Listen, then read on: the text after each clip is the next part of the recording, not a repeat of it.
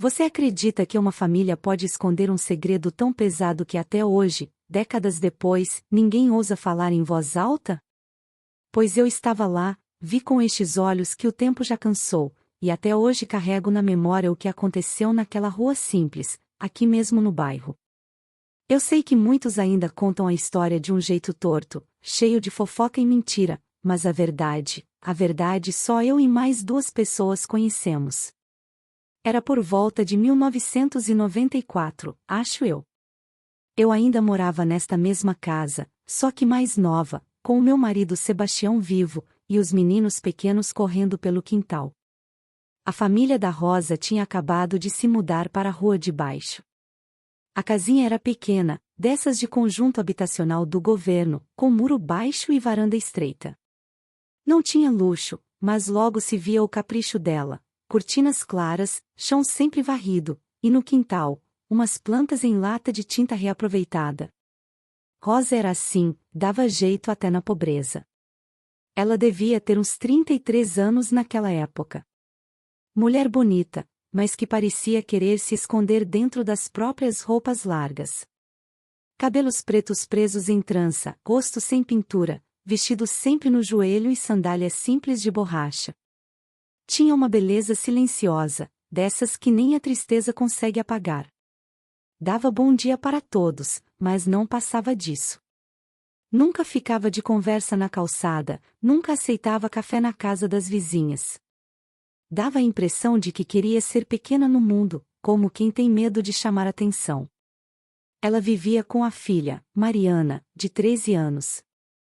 Uma menina esperta, estudiosa, que sempre andava de uniforme impecável e caderno debaixo do braço. Mariana tinha um sorriso que iluminava a rua, mas depois de alguns meses, esse sorriso foi sumindo. No começo ninguém notou, porque criança às vezes muda de humor sem motivo. Mas eu, que observava pela minha janela como quem vê novela, percebi o olhar dela ficando cada vez mais baixo, como se carregasse peso demais para uma menina tão nova.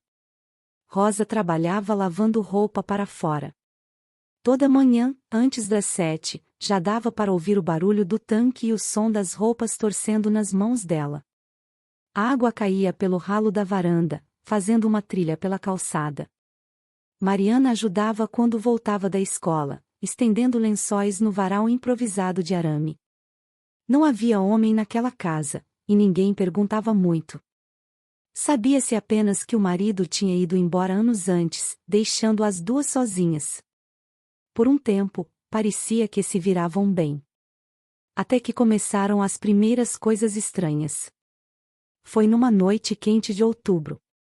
Eu estava na varanda, tentando pegar um vento, quando ouvi um barulho diferente vindo da casa da Rosa.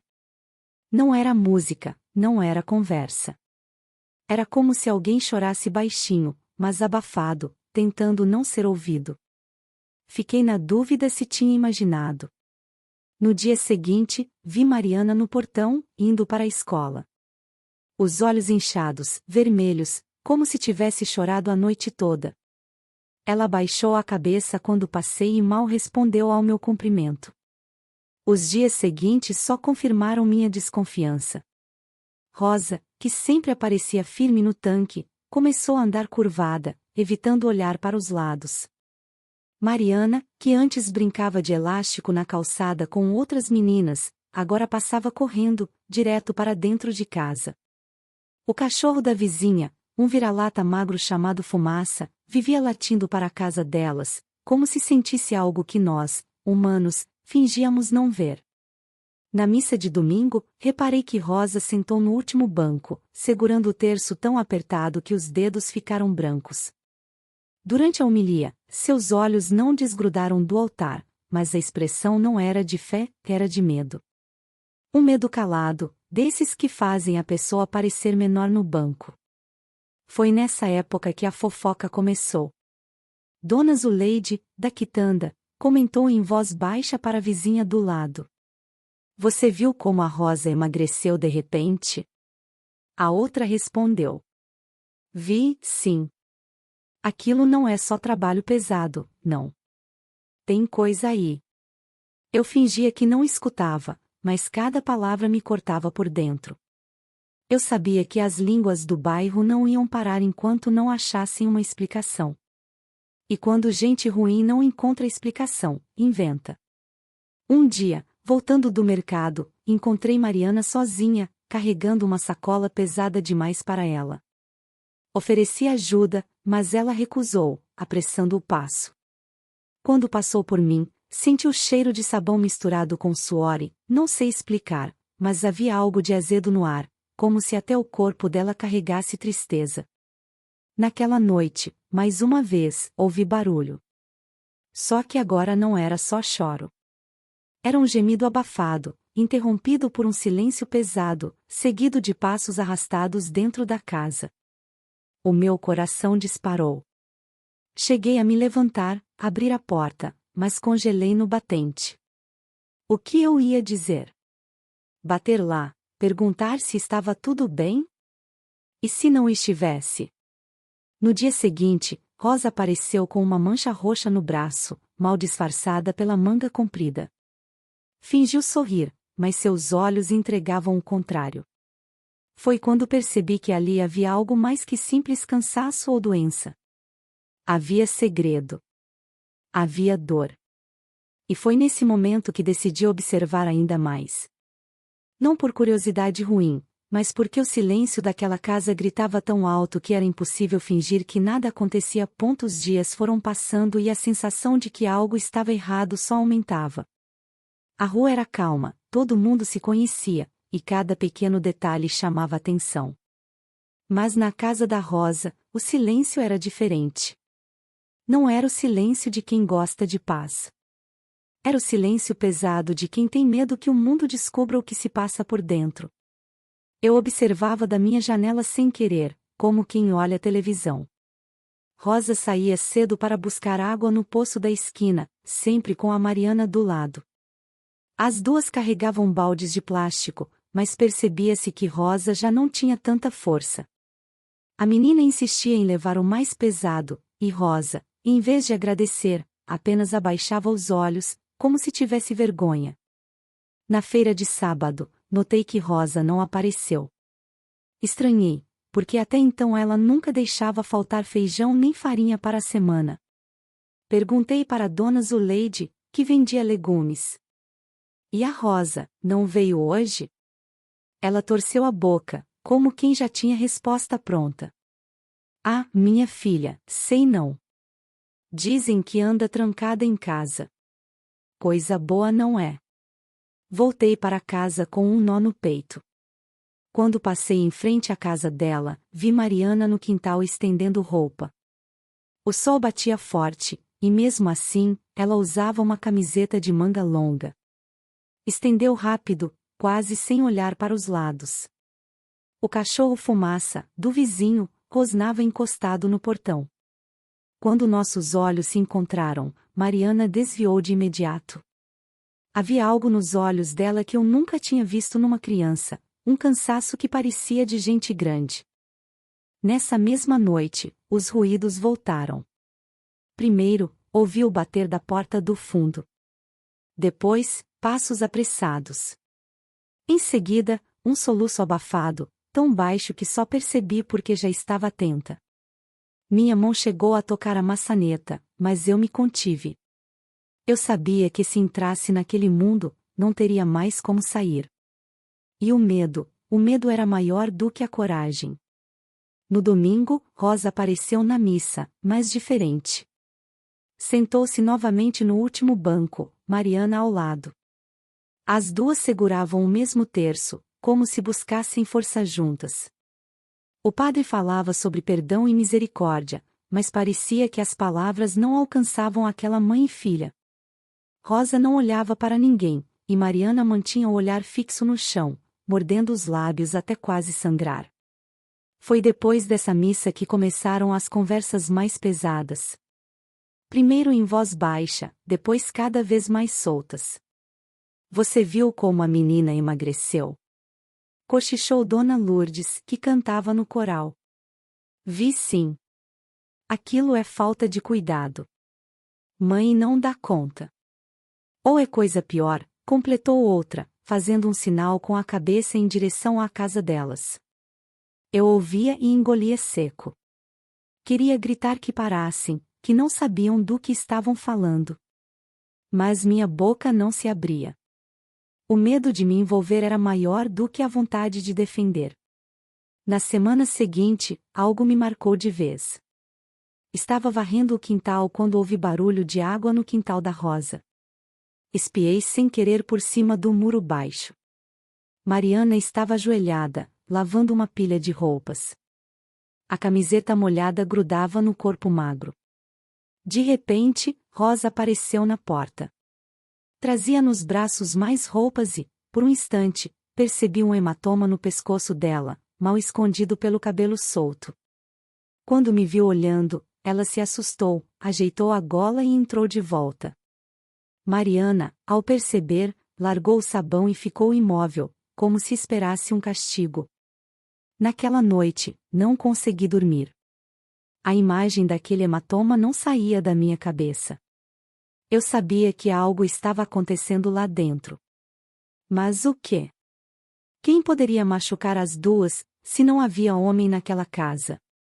O bairro, no entanto, já tinha suas próprias teorias. Aposto que o ex dela voltou e fica lá escondido, disse seu Orlando, do bar da esquina. Ou então tem alguém que entra de madrugada. A gente nunca sabe, completou outro. E assim a maldade crescia, como sempre acontece quando a verdade é silenciosa demais. Mariana começou a faltar na escola. A professora comentou com minha cunhada que a menina parecia cansada, distraída, sempre com os olhos vermelhos.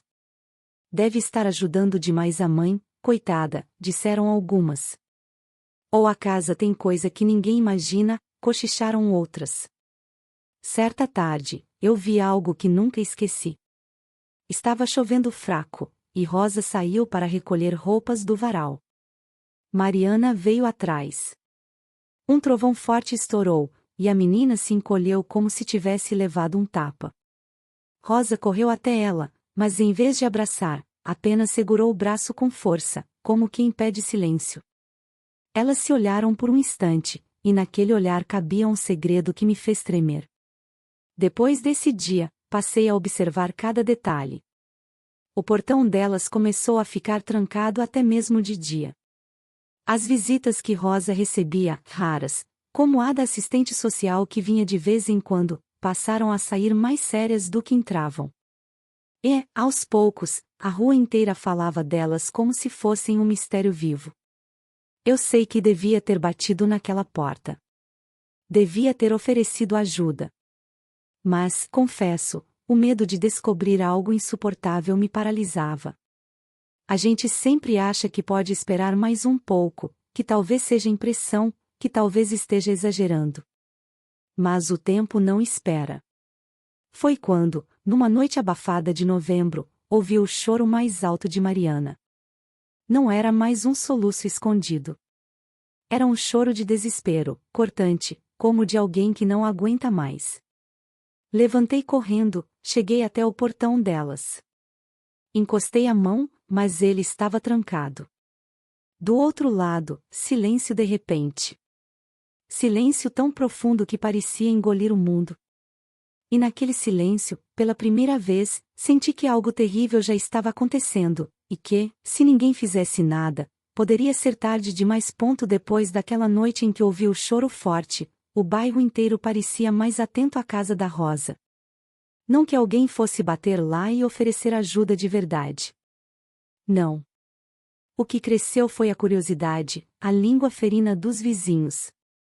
Na padaria, Dona Zuleide falava alto, sem o menor cuidado. Aquilo ali não vai acabar bem, podem escrever. Mulher sozinha, menina moça, o mundo não perdoa. E alguns riam nervosos, como quem sabe que fala besteira, mas não resiste à maldade. Eu escutava calada, o coração apertado. Se eu tivesse coragem, teria dito para pararem. Mas, em vez disso, voltava para casa carregando o pão e o peso da covardia. Mariana já quase não aparecia na rua.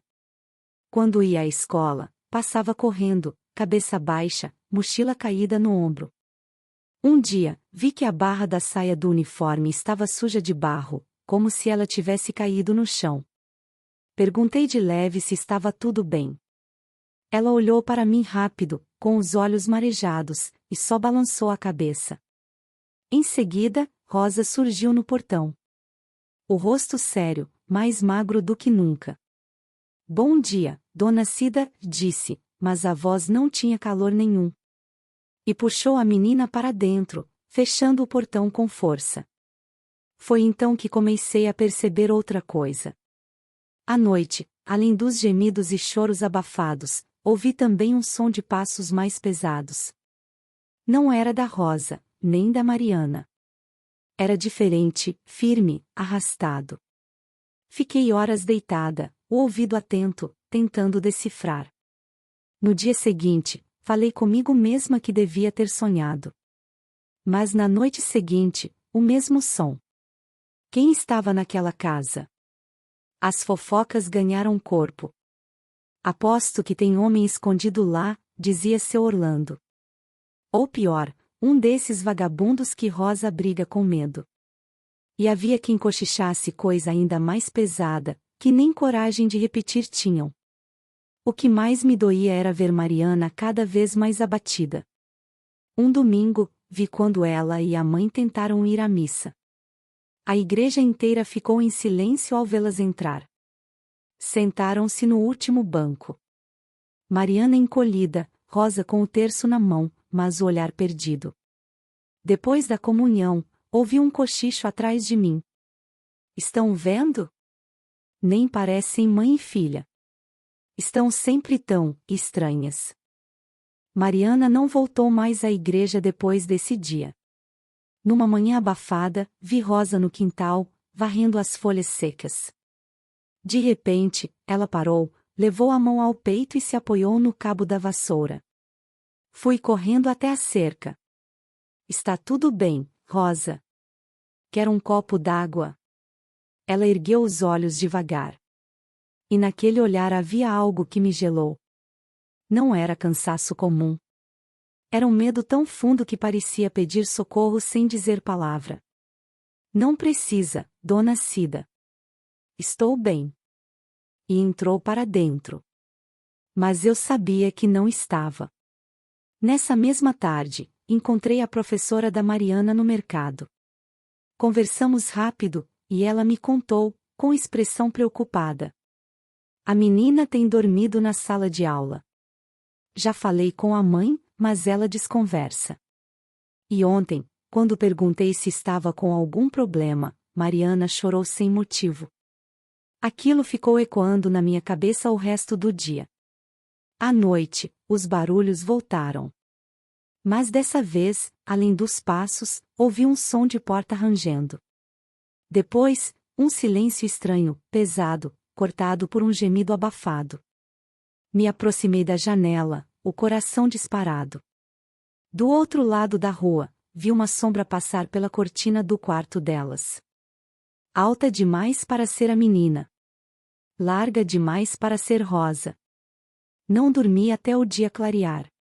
Na manhã seguinte, ao sair para varrer o quintal, encontrei no chão, perto da cerca que separava nossos terrenos, um pedaço de pano rasgado. Estava sujo, com marcas que não soube identificar. Peguei com as mãos trêmulas, mas logo deixei cair. Senti um arrepio subir pelas costas. Comecei a notar que Mariana tinha marcas discretas nos braços, arranhões, como de quem tenta se defender de algo. Um dia, ela saiu correndo para a escola, e vi que havia uma mancha roxa perto do punho. Quando me olhou, percebeu que eu tinha visto. Puxou a manga com pressa e seguiu sem dizer nada. As línguas da rua, porém, não paravam. A Rosa deve estar ficando doida, disse uma vizinha. Ou então é a menina que apronta. Com essa idade, a gente nunca sabe. Eu sentia raiva. Queria dizer que estavam cegos, que o que se passava naquela casa era muito mais sério do que uma simples rebeldia de adolescente. Mas quem ia acreditar em mim, se eu só tinha silêncios, olhares e barulhos como prova? Naquela semana, aconteceu algo que confirmou minhas suspeitas. Estava quase meia-noite quando ouvi gritos. Não eram choros abafados, eram gritos de pavor. Levantei correndo, cheguei ao portão delas, e vi Mariana no quintal, ajoelhada, abraçada aos joelhos, soluçando. Rosa estava ao lado, tentando acalmá-la. Mas havia também outra sombra, passando atrás da janela acesa do quarto. Uma sombra que não podia ser delas. Eu congelei. O que eu faria se tivesse coragem de entrar? E se o que eu suspeitava fosse verdade? Foi a primeira vez que me dei conta de que talvez não se tratasse apenas de tristeza ou doença. Talvez houvesse alguém que não devia estar lá, tirando a paz e a inocência daquela casa. E eu, com todo o meu medo, estava deixando acontecer debaixo do meu nariz. Depois daquela noite em que vi Mariana ajoelhada no quintal, não consegui mais encontrar sossego. A rua parecia a mesma, crianças correndo, cheiro de café vindo das cozinhas, rádio tocando modinha na casa da Dona Lourdes. Mas, para mim, tudo estava diferente. Era como se um peso tivesse caído sobre o bairro inteiro. A casa da Rosa, em especial, parecia envolta numa sombra que não se via, mas se sentia. O portão ficava fechado o tempo todo. As cortinas, sempre cerradas. Nem o cachorro Fumaça chegava mais perto, só rosnava de longe, como se soubesse de algo que nós fingíamos ignorar. Na feira, o assunto não era outro. Aquela menina está diferente demais, disse Dona Zuleide. Isso não é coisa de estudo ou de serviço em casa, não. É. E aquela Rosa, cada dia mais magra, parece que carrega o mundo nas costas, respondeu Dona Lourdes. Mas logo vinham as insinuações maldosas. Vai ver, entrou homem na vida dela e ela não quer contar. Ou pior, dona, e se for alguém de dentro da própria casa? Ninguém dizia o nome em voz alta, mas os olhares denunciavam. Eu voltava para casa com o coração apertado, rezando para que fosse apenas fofoca cruel. Mas, no fundo, já sabia que não era. Mariana começou a faltar ainda mais na escola. A professora, que eu encontrei na missa, me disse com um rosto sério: Dona Cida, a menina dorme na carteira. Quando pergunto, ela chora. Eu tento ajudar, mas a mãe dela sempre fecha a cara.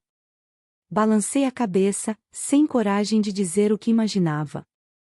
Numa tarde abafada, vi Mariana no quintal pendurando roupas.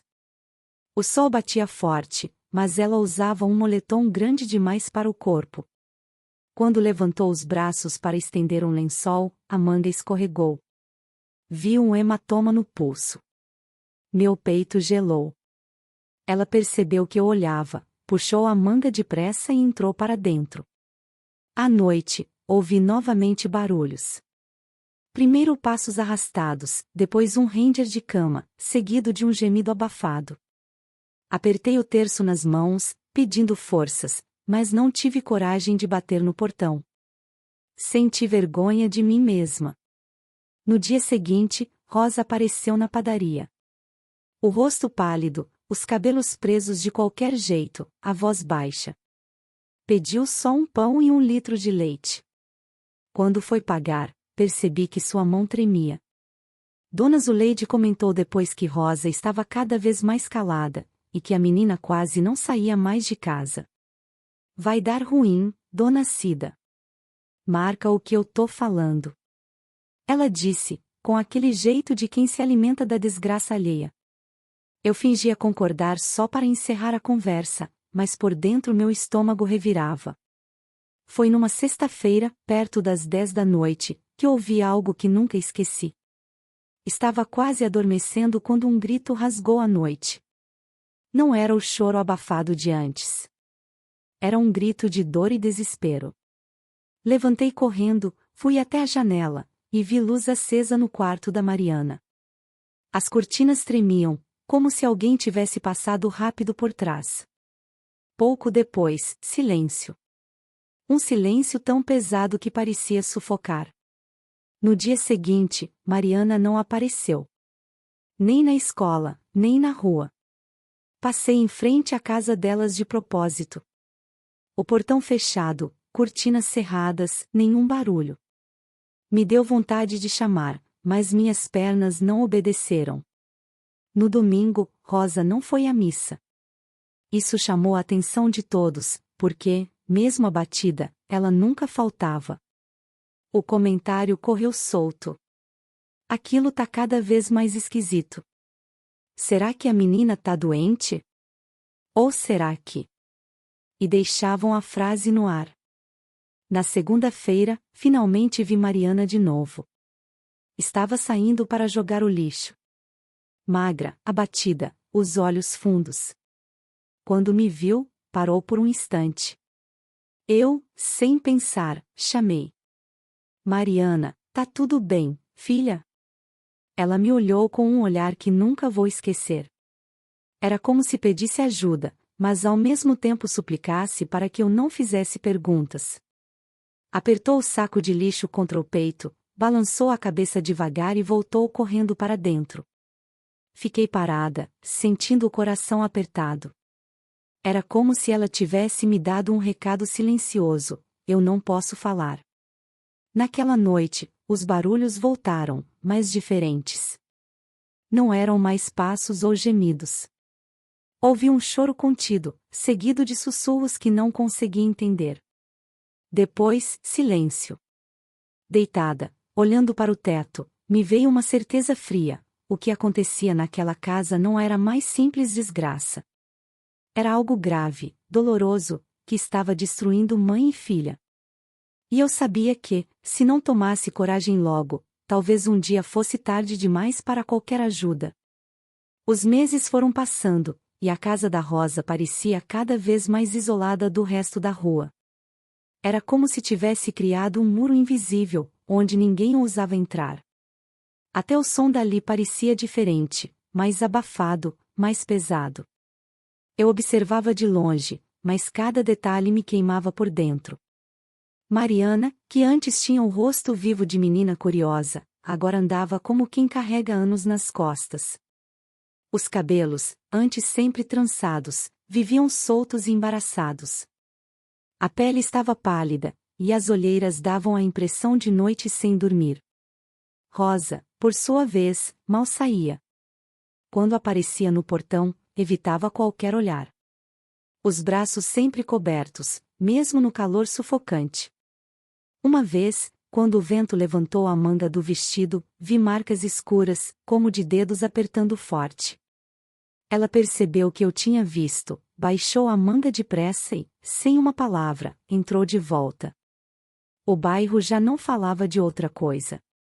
As pessoas, em vez de ajudar, inventavam histórias cruéis. Aquela casa é mal assombrada, disse Dona Lourdes, rindo de nervoso.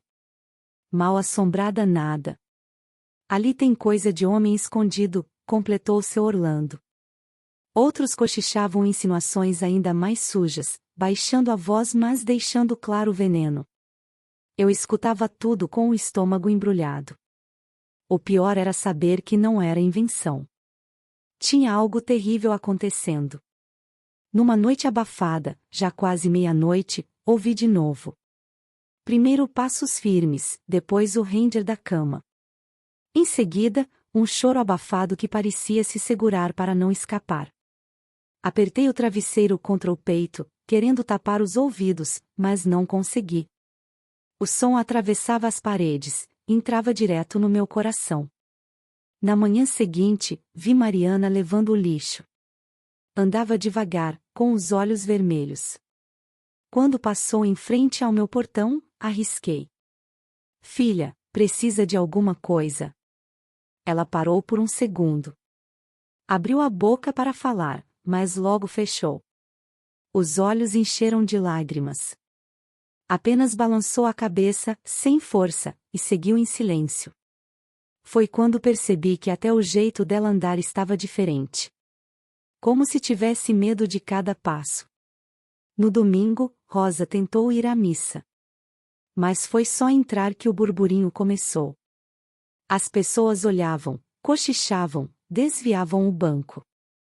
O padre, que sempre tinha um olhar acolhedor, dessa vez parecia sério demais. Rosa ficou só até a metade e, antes do fim, levantou e saiu, com Mariana atrás. Eu a vi passar a mão na cabeça da filha como quem pede paciência. Mas o gesto tinha algo de desesperado. Depois desse dia, nunca mais voltou à igreja. As noites seguintes foram piores. Não só eu ouvi. Outros vizinhos começaram a comentar. Vocês escutaram os gritos ontem? Disse Dona Zuleide, fingindo preocupação. Escutamos sim. Mas olha, eu não me meto. Cada um sabe da sua casa.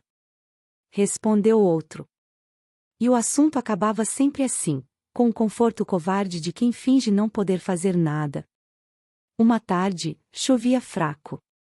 Estava na varanda quando vi Mariana correndo para recolher roupa do varal.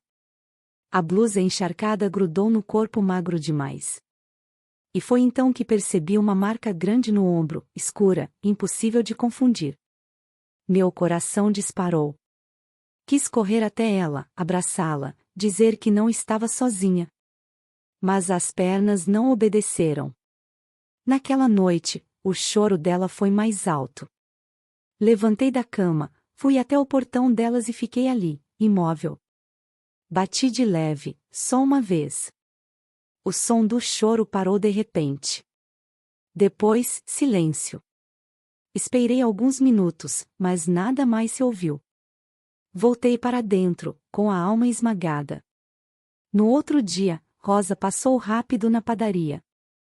Comprei pão na mesma hora, só para puxar conversa. Como vocês estão? Perguntei, tentando parecer natural. Ela baixou os olhos. Estamos bem, Dona Cida. A voz era quase um sussurro. Mas não estava. Aquele "estamos bem" soou como um pedido para não insistir. A partir dali, notei outra coisa: o portão delas começou a ser trancado com um cadeado novo. As janelas viviam fechadas, mesmo de dia.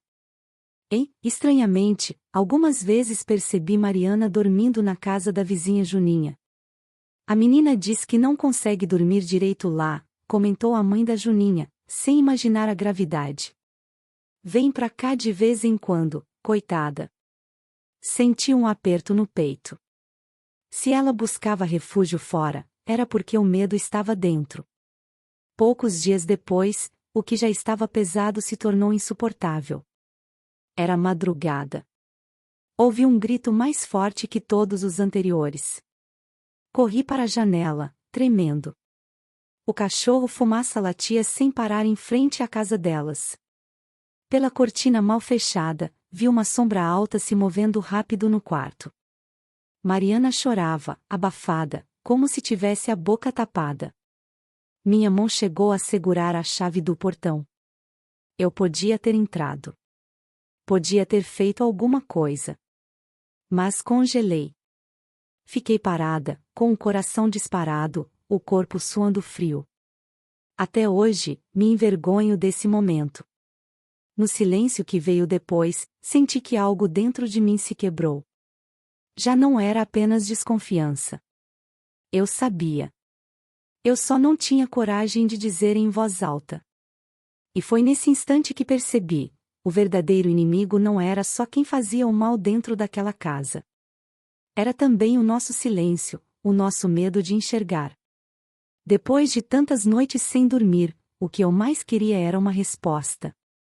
Mas a verdade, como eu bem sabia, não vinha fácil. Ela chegava devagar, escondida entre silêncios, olhares e palavras que nunca eram ditas. Foi numa manhã quente de dezembro, quando eu passei pela casa da Rosa, que algo mudou. Mariana estava sentada na calçada, desenhando no chão com um pedaço de giz.